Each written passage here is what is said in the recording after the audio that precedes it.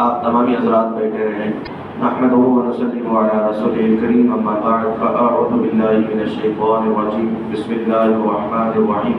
قال رسول اللہ صلی اللہ تعالی علیہ وسلم طلب العلم فریضۃ علی کل مسلم و مسلمہ۔ تمام حضرات مل کر کے درود پاک پڑھی، اللہم صلی علی سیدنا مولانا محمد وسلم، صلاۃ و سلام علیک یا رسول اللہ صلی اللہ تعالی علیہ وسلم۔ حضرات محترم، آج ہم وضو کا طریقہ اور اس کے مسئلے مسائل سماعت کریں گے۔ میرے خیال سے ہر کوئی وضو کا طریقہ بہتر انداز میں جانتا ہے، لیکن کرتا اس انداز میں ہے جیسا اس کا من چاہے، جیسی اپنی عادت ہے بس اسی عادت میں ہم کرتے ہیں۔ اگر کوئی سمجھائے کہ اس کو ایسا نہیں دھلنا چاہیے، اس کو اس انداز میں ادا کرنا چاہیے، تو کہتے نہیں میرا یہ روز کا انداز بن چکا ہے، روز کا طریقہ بن چکا ہے، بس اس کے بغیر مجھے نہیں جمتا۔ تو حضرات محترم، ہماری نہیں چلے گی بلکہ رسول پاک کی چلے گی، شریعت کی چلے گی، اللہ کے احکام کی چلے گی، اللہ کے حکم کی چلے گی۔ جس طریقے سے اللہ اس کے رسول نے ہم کو بتایا اسی طریقے سے ہم کو باتوں پر عمل کرے ہم تو ہمارے کام آ سکتا ہے، ورنہ ہم اپنی مرضی کے مطابق اگر شریعت کے اصولوں کے خلاف، طریقے کے خلاف اگر کوئی کام کرے تو وہ ہمارے کچھ بھی کام نہیں آئے گا۔ تو ہم کو چاہیے کہ وضو جس انداز میں کتابوں میں لکھا ہوا ہے اسی انداز میں سنت طریقے سے کرنا چاہیے۔ وضو کے بہت سارے فضائل ہیں۔ آج جو دنیا کے حکماء ہیں اور دنیا کے بڑے بڑے طبیب بنے پھرتے ہیں، وہ لوگوں کو بہتر تندرست رہنے کے لیے وضو کرنے کی تاکید کرتے ہیں کہ چہرہ دھلتے رہا کرو، اس سے چہرہ اسکن کلین رہے گی، کسی طریقے کا نقصان نہیں ہوگا، اور ناک صاف کرتے رہا کرو۔ جو سانس لینے کے ذریعے ناک میں گندگی اور دھول مٹی وغیرہ جم جاتی ہے وہ نکل جاتی ہے، پھیپھڑا مضبوط اور بہتر انداز میں رہتا ہے، اور سانس لینے میں کوئی دقت انسان کو پیدا نہیں ہوتی۔ منہ صاف کیا کرو، مسواک کیا کرو، برش کیا کرو۔ اس طریقے کی باتیں طبیب لوگ، ڈاکٹر لوگ اپنے پیشنٹ کو سمجھاتے ہیں کہ یہ چیزیں کرنے سے اتنے فائدے ہیں۔ لوگ ایک ایک دو باتیں گن کر کے بتاتے ہیں کہ یہ ایسا کرنا چاہیے۔ میرے رسول پاک صلی اللہ علیہ وسلم نے 1500 سال پہلے ساری باتوں کو ایک جگہ جمع کر کے کہہ دیا کہ لوگوں یہ وضو ہے اور عبادت کے لیے ہر وقت کرنا ضروری ہے۔ یہ جب بھی عبادت کرو تو یہ کر کے کہ یہ وضو کر لیا کرو، عبادتیں کامل ہوگی، قبول ہوگی، اللہ تبارک و تعالیٰ اس میں اور برکتیں اور ثواب عطا فرمائے گا۔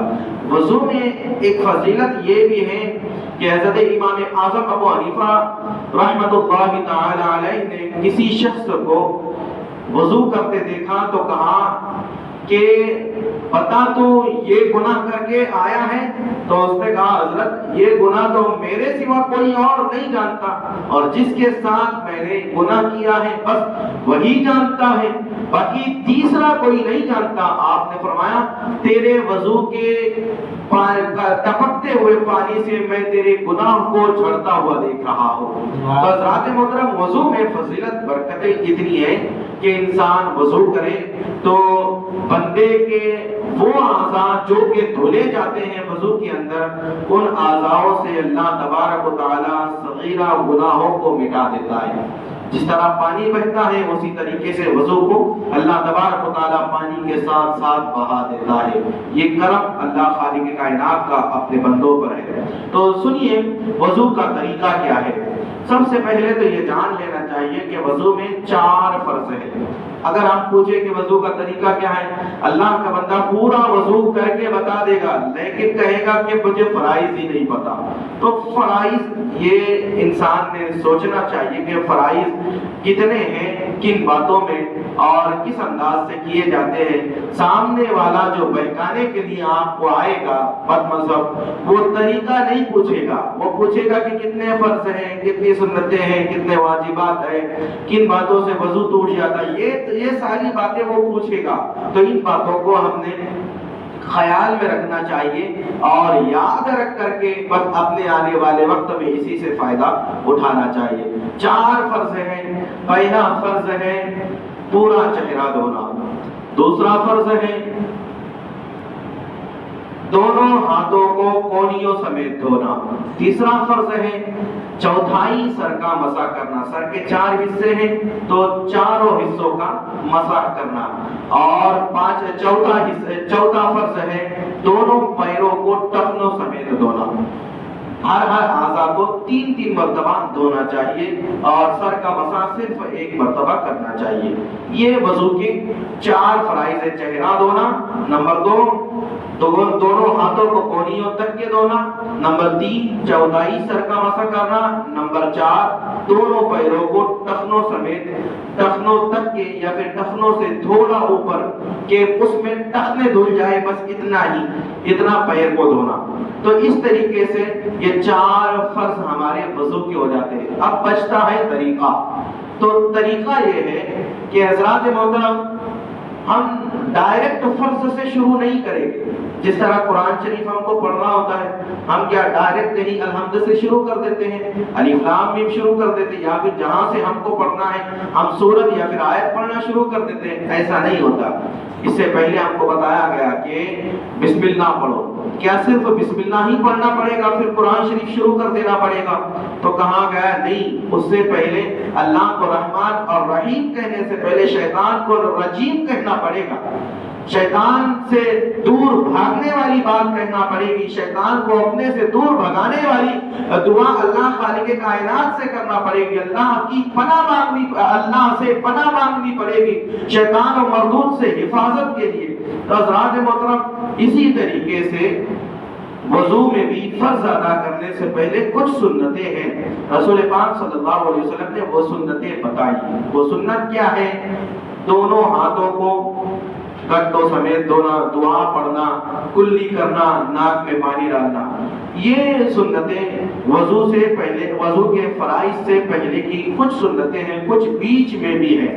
تو حضرات محترم کسی اعتراض کرنے والے نے اعتراض کیا کہ جب اسلام نے، اللہ نے یہ حکم دے دیا کہ پہلے منہ دھو، پھر ہاتھ دھو، پھر سر کا مسح، پھر پیر، تو یہ سب دھونے کے بعد، یہ سب دھونے سے پہلے یہ 3 جو سنتیں ہیں، ایک تو یہ کہ ہاتھ دھونا، دوسرا یہ کہ کلی کرنا، تیسرا یہ کہ ناک میں پانی ڈالنا. یہ کہاں سے ہے؟ کیا ڈائریکٹ وضو کرے تو نہیں چلے گا؟ تو اعلیٰ حضرت امام احمد رضا خان فاضل بریلوی علیہ الرحمت و رضوان نے پیارا جواب دیا کہ میرے نبی کی سنتیں فضول کی سنت، فضول کام کی سنتیں، فضول باتیں سکھانے کی سنتیں نہیں ہیں. معاذ اللہ رب العالمین. اعلیٰ حضرت نے جو جواب دیا وہ یہ دیا کہ نبی کی سنتوں میں بھی کچھ نہ کچھ حکمتیں ضرور ہوتی ہے. یا تو ثواب ہوتا ہے، یا تو جسمانی فائدہ ہوتا ہے، یا پھر دنیاوی فائدہ ہوتا ہے، یا پھر اخروی فائدہ ہوتا ہے. نبی کی سنتیں، کوئی بھی سنت آپ دیکھیں گے، آج دنیا ریسرچ کر کے تھک گئی ہے اور ریسرچ کرنے کے بعد ایک ہی نقطہ نکالتے ہیں کہ ہمیں بھی پڑھنا ہے لا الہ الا اللہ محمد رسول اللہ صلی اللہ تعالی علیہ وسلم. تو حضرات محترم اعلیٰ حضرت نے بڑا پیارا جواب دیا کہ ہاتھ میں پانی لے گے، ہاتھ گٹوں تک دھونے کے لیے، تو نگاہ سے دیکھ لیں گے کہ پانی کا رنگ کیسا ہے. اعلیٰ حضرت نے جواب دیا یا پھر ہاتھ میں پانی لینے سے پہلے نگاہ سے دیکھ لیں گے کہ پانی کا رنگ کیسا ہے. پھر ہاتھ میں پانی لے کر کے ہم کلی کریں گے تو یہ بھی پتا چل جائے گا کہ پانی کا ذائقہ کیسے ہے.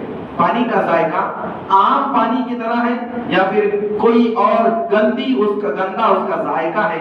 تو حضرات محترم پھر جو آگے بات آئی وہ یہ کہ ہاتھ میں پانی لے کر کے ناک کے قریب کریں گے، ناک میں ڈالیں گے تو اس سے یہ بھی پتا چل جائے گا کہ پانی بدبودار ہے یا پھر نارمل سا پانی ہے. تو حضرات محترم بندہ بدبو सूंघेगा तो नाक पे डालने से ही पहले पानी को फेंक देगा। तो ये 3 सुन्नतें हमें ये दर्श देती हैं कि पानी वजू करने के काबिल है या नहीं है, तो फिर वजू किया जाए। तो आला हज़रत ने इस तरीके से नबी की सुन्नतों के बारे में समझाया। तो वजू से पहले की सुन्नतें यही दर्श देती है कि देख लो पानी का रंग कैसा है, नॉर्मल रंग है तो वजू के लिए जायज है, और उसको चख लो मुंह में डाल करके, पानी का जायका कैसा है, पानी का जायका अगर ठीक है तो वजू के काबिल है, और सूंघ लो नाक के करीब करके, अगर उसकी खुशबू और उसकी अंदर से अगर बदबू आ रही है तो फिर वो पानी वजू के काबिल नहीं है। नॉर्मल सी अगर उसकी बू है जिस तरह पानी में आती है तो फिर वो वजू के काबिल है। तो ये हुजूर अलैहिस्सलाम की सुन्नतों का फायदा होता है। तो हम पहले इस अंदाज में वजू करेंगे कि पहले हम वजू की नियत कर लेंगे, बिस्मिल्लाह पढ़ करके, बिस्मिल्लाह पढ़ना भी सुन्नत है, बिस्मिल्लाह पढ़ करके वजू की नियत कर लेंगे, बिस्मिल्लाहिल अज़ीम वल्हम्दुलिल्लाहि अला दीनिल इस्लाम। ये दुआ याद करना जरूरी होता है। दुआ याद करेंगे तो हमारा कोई भी काम आसान निकलता है, हमारे काम में आसानी पैदा होती है, रब की बरकतें नाजिल होती है, रब के इनामात नाजिल होते हैं, रब की तरफ से सवाब मिलता है। ये सुन्नतें हैं, ये हुजूर अलैहिस्सलाम के बताए गए, मैं तो कहूँगा कि वसाइफ है। इन वसाइफ को याद करके इससे भरपूर फायदा उठाना चाहिए। तो बिस्मिल्लाह पढ़ करके उसके बाद वजू शुरू करने की हम दुआ पढ़ेंगे। फिर उसके बाद में जो हम करेंगे वो ये रहेगा कि हम अपने हाथों को गट्टों तक धोएंगे, हाथों को गट्टों तक धोएंगे, पहले सीधे हाथ को फिर उल्टे हाथ को 3-3 मरतबा धोएंगे। लोगों का अंदाज ये होता है कि दोनों हाथों को यूं मसलते जिस तरीके से हाथ में मिट्टी लग जाए तो धोते हैं, इस तरीके से हाथ को धोना शुरू कर देते हैं। नहीं, ऐसा नहीं करना चाहिए। सीधे हाथ से या उल्टे हाथ से सीधे हाथ को पहले धोएंगे, इस अंदाज से कि उंगलियों के अंदर भी खिलाल करना चाहिए। तो इस अंदाज से गट्टों तक के 3 मरतबा सीधे हाथ को उल्टे हाथ से धोएंगे, और फिर सीधे हाथ से उसके बाद में उल्टे हाथ को 3 मरतबा धोएंगे। तो ये गट्टों तक वजू करने का हमारा सुन्नत अदा करने का तरीका हो गया, गट्टों तक धोना। उसके बाद कुल्ली करेंगे, कुल्ली इस अंदाज में करेंगे कि मिसवाक पहले कर ले, मिसवाक अगर ना हो तो उंगली से दांत मल लेंगे। मिसवाक करने का मैंने तरीका बताया था कि मिसवाक को इस अंदाज से पकड़ेंगे कि छोटी उंगली अंदर की साइड से हो और उसके ऊपर की 3 उंगलियां मिसवाक के बाहर से हो और उंगला जो हो वो अंदर से हो। इस अंदाज से मिसवाक पकड़ करके फिर ऊपर के दांतों में सीधी जानिब 3 मरतबा मिसवाक करेंगे, फिर उल्टी जानिब 3 मरतबा मिसवाक करेंगे ऊपर की तरफ, और फिर नीचे की साइड में सीधी जानिब 3 मरतबा मिसवाक करेंगे, फिर उल्टी जानिब नीचे की साइड में दांतों पर 3 मरतबा मिसवाक करेंगे। इसी अंदाज से जितनी मरतबा चाहे हम मिसवाक कर सकते हैं। इसके बाद हम कुल्ली करेंगे। कुल्ली इस अंदाज में करें कि अंदर का पूरा मुंह और हलक तक के पानी पहुंच जाए। गरारा जिसको कहेंगे हम, गरारा भी कर ले, कुल्ली भी कर ले। अगर रोजे की हालत में हो तो इतना कुल्ली करना कि हलक गीला हो जाए जरूरी नहीं है, उससे आपका रोजा टूट जाएगा। आधा मुंह भर के कुल्ली करें कि सिर्फ आपके बाहर साइड का मुंह ही, यानी अंदर यानी दांत और जबान का थोड़ा सा अगला हिस्सा और मुंह का थोड़ा सा दांत के साइड इर्द गिर्द वाला हिस्सा, जबड़े वगैरह आपके धुल जाए, बस इतनी ही कुल्ली करना चाहिए, गरारा नहीं करना चाहिए।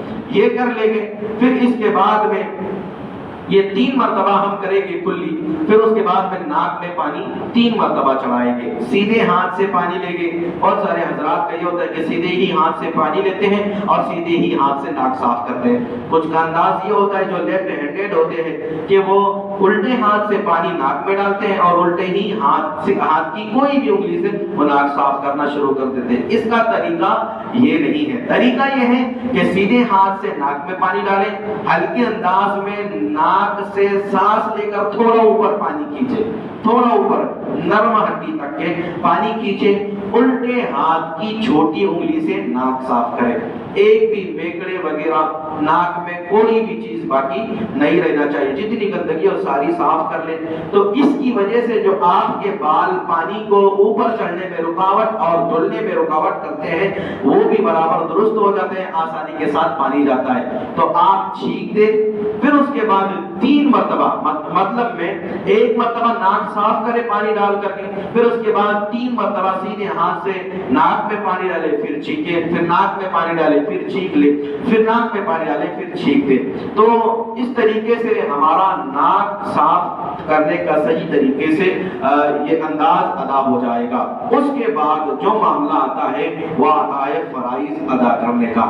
पूरा चेहरा धोएं, एक कान की लो से दूसरे कान की लौ तक, और ऊपर पेशानी के बाल उगने की जगह से नीचे दाढ़ी के बाल खत्म होने की जगह तक इस तरीके से चेहरा धोना चाहिए। बहुत सारे हजरात का अंदाज ये होता है कि बस सामने का चेहरा धुल देते हैं, दाढ़ी वगैरह का उनको पता नहीं होता। तो हजरात मोहतरम, अगर दाढ़ी है तब भी इस अंदाज से चेहरा धोना चाहिए, दाढ़ी नहीं भी है तब भी इस अंदाज से चेहरा धोना चाहिए कि जल्दी इतनी होती है कि कहाँ की जगह सूखी रह गई, कहाँ का धुलना बाकी रह गया, ये हमको खबर नहीं होती, बल्कि हमें चाहिए कि कहीं का सूखा तो नहीं रहा, ये हमेशा दिल में ख्याल रहना चाहिए। तो उसको धोने की अच्छे अंदाज में कोशिश करना चाहिए। इस अंदाज में मुंह को धोएंगे कि मुट्ठी में पानी लेंगे, दोनों हाथों को एक जगह जमा करके, काफी पानी जमा हो जाता है, मुंह के ऊपर जो लगाएंगे तो उसको जिस तरीके से हम लेप वगैरह लगाते हैं ना, इस तरीके से पानी को लगाना। अब जोर से ही बहुत सारे हजरात ये होते हैं कि जोर से पानी मुंह पे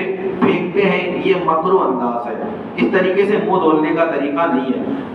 एकदम आसानी वाले अंदाज में पानी मुंह के करीब लेकर के जाएं और अच्छे तरीके से पूरे चेहरे को एक मर्तबा गीला करके मसल लें। फिर उसके बाद 3 मर्तबा पानी लेकर के इसी तरीके से पूरे चेहरे को एक कान की लो से दूसरे कान की लो तक, सर के पेशानी के बाल उगने की जगह से दाढ़ी के बाल खत्म होने की जगह तक इस तरीके से पूरे चेहरे को 3 मर्तबा धोए। फिर उसके बाद जो मामला होगा वो हाथ धोने का होगा। हाथ इस अंदाज से धोएंगे कि पहले हाथ पर पानी डाल लें 1 मर्तबा, उसको अच्छे तरीके से उल्टे हाथ से मसल ले। सीधे हाथ पर पानी डालें, उल्टे हाथ से उसको मसल ले। ऐसा मसले कि कोई बाल सूखा न रहे। अगर सूखा रहा तो पानी बहाएंगे तो वो सही तरीके से गीला नहीं होगा। तो हज़रात मोहतरम मसल ले, पूरा हाथ गीला हो जाए कोहनी से लेकर उंगलियों तक। तो उंगलियों की तरफ से, जो हमारी उंगलियां हैं उसकी तरफ से कोहनी की साइड तक पानी को बहाना चाहिए। इस अंदाज से नहीं, बहुत सारे हजरात ये होते हैं कि कोहनी की तरफ, कोहनी नल के नीचे लगा देते हैं और उल्टा पानी बहाते हैं, वो उंगलियों की साइड में पानी बहाते हैं। इस अंदाज से नहीं, उंगलियों की साइड से कोहनी की तरफ पानी को बहाना चाहिए। तो ये सीधा हाथ धुल लेंगे, फिर उल्टे हाथ से सीधे हाथ से फिर उसके बाद में उल्टे हाथ पर पानी डालेंगे, फिर उसको अच्छे तरीके से सीधे हाथ से मसल देंगे। फिर उल्टे हाथ को भी इसी तरीके से 3 मरतबा धोएंगे जिस तरीके से सीधे हाथ को धोया जाता है। ये हमारे 2 फर्ज अदा हो गए। अब 3 फर्ज बाकी रहे, 2 फर्ज बाकी रहे। वो है सर का मसा करना। तीसरा फर्ज है सर का मसा करना। इस अंदाज में करेंगे कि ये जो हमारे हाथों की छोटी उंगली है, उसके बाद वाली उंगली है और फिर बड़ी उंगली है, ये 3 उंगलियों को, जैसे कि हम तो पूरे ही हाथ को गीला कर लेंगे, तो ये 3 उंगलियों को साथ में मिला लेंगे। फिर उसके बाद पेशानी के बाल उगने की जगह से जो हम शुरुआत करेंगे सर पर रख करके, तो उसको ऊपर हम पिछले सर तक के लेकर के जाएंगे। जो हमारा पिछला दिमाग बोलते हैं हम, छोटा दिमाग जिसको तालू भी हम बोलते हैं, वहां तक के हाथ को लेकर के, उंगलियों को लेकर के जाएंगे।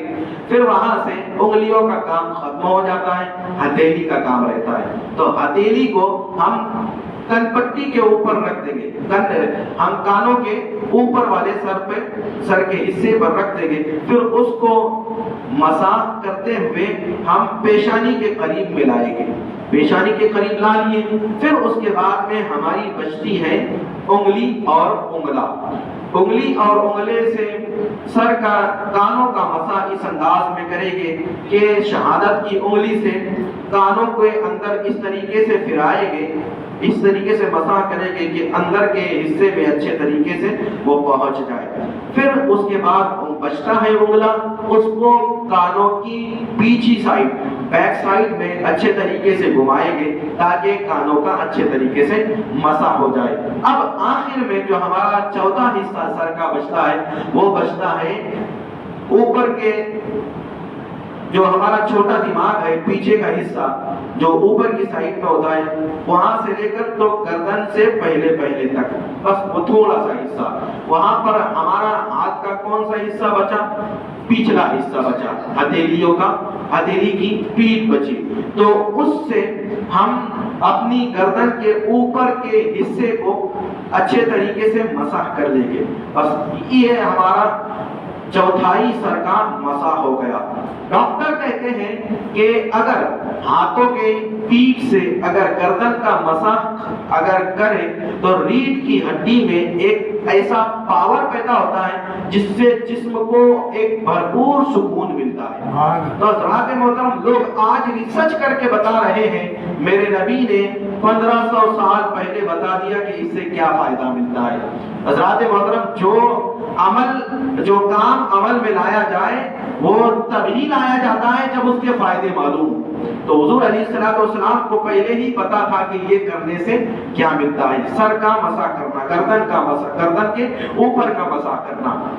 تو حضرات محترم، چوتھائی سر کا مسح ہمارا ایک مرتبہ ہو گیا، بہت سارے حضرات 3 مرتبہ بار بار لے کر کے کرتے ہیں، اس طریقے سے نہیں کرنا چاہیے۔ اور آخر میں جو ہمارا چوتھا فرض بچتا ہے وہ ٹخنوں سمیت دونوں پیروں کو دھونا۔ ٹخنوں سمیت اس انداز میں دھوئیں گے، الٹے ہاتھ سے ہم اپنے پیروں کو دھوئیں گے، سیدھے ہاتھ سے نہیں دھونا چاہیے، الٹے ہاتھ سے دھوئیں گے۔ تو اس انداز میں دھوئیں گے کہ ہمارا پیر جو انگلیاں ہوں وہ اوپر کی سائڈ میں ہوں اور ایڑی جو ہو ہماری وہ نیچے کی سائڈ میں ہو، نل کے نیچے۔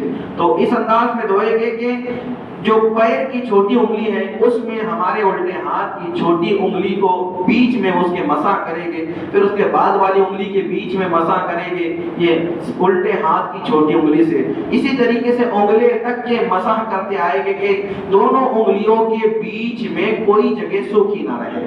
اس انداز میں اگر ہم مسح کریں گے تو بڑا بہتر رہے گا۔ تو حضرات محترم، پھر پورے پیر کو ٹخنوں کے تھوڑا اوپر تک کے اچھے طریقے سے 3 مرتبہ دھوئیں گے۔ جب 3 مرتبہ دھونا ہو گیا پھر اس کے بعد اسی طریقے سے الٹے پیر کو بھی دھوئیں گے، لیکن ہم نے سیدھے پیر کے انگلیوں کا مسح چھوٹی انگلی سے شروع کیا تھا، اب ہم سیدھے پیر الٹے پیر کی انگلیوں کا مسح انگلے سے شروع کریں گے اور چھوٹی انگلی پہ ختم کر دیں گے۔ تو اس انداز سے ہمارا وضو کا طریقہ ہو جاتا ہے۔